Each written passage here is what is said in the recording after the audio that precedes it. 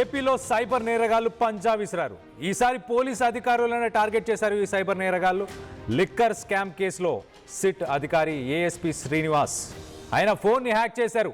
ఆయన ఫోన్ని హ్యాక్ చేసి కొల్లు శ్రీనివాస్ వాట్సాప్ ద్వారా 100 మందికి పైగా పోలీస్ అధికారులు ఎవరైతే ఉన్నారో వాళ్ళందరికీ కూడా ఫోన్లు చేసి డబ్బులు వసూలు చేశారు.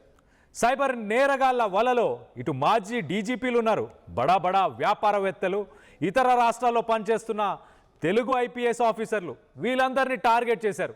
ఒక 2 గంటల పాటు ఇటు శ్రీనివాస్ ఫోన్ని హ్యాక్ చేసిన సైబర్ నేరగాళ్లు ఇటు పోలీస్ అధికారుల నుంచి లక్షల్లో డబ్బులు వసూలు చేశారు. బాధితుల్లో అత్యున్నత స్థానాల్లో ఉన్న పోలీస్ అధికారులు ఉండడంతో మొత్తానికైతే పరువు పోతుందన్న ఉద్దేశంతో ప్రస్తుతానికి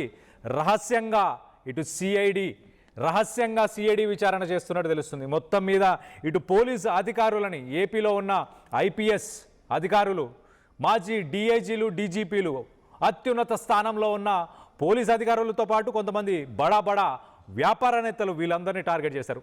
సిట్కి సంబంధించిన ఏఎస్పీ శ్రీనివాసరావు ఫోన్ వాట్సాప్ని హ్యాక్ చేసి దాని తర్వాత వీళ్ళందరికీ కంటిన్యూస్గా 100కు పైగా ఫోన్ కాల్స్ చేశారు. 100కు పైగా అధికారులు, వ్యాపారవేత్తలు, ఇలాంటి వారందరికీ కూడా ఫోన్లు చేసి మరి ఏమని బెదిరించారో తెలియదు కానీ మొత్తానికైతే లక్షల్లో డబ్బులు వసూలు చేశారు.